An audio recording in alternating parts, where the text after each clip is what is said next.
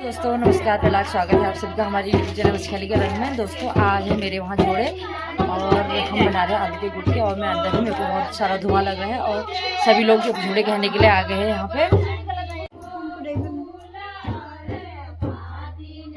दोस्तों आलू के गुटके की बनने की तैयारी हो गई है और दीदी काटते हैं भी आलू, ये देखो।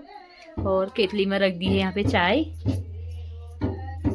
और बाहर अभी आधे ही लोग आए हैं जोड़े कहने के लिए क्योंकि देर हो गई।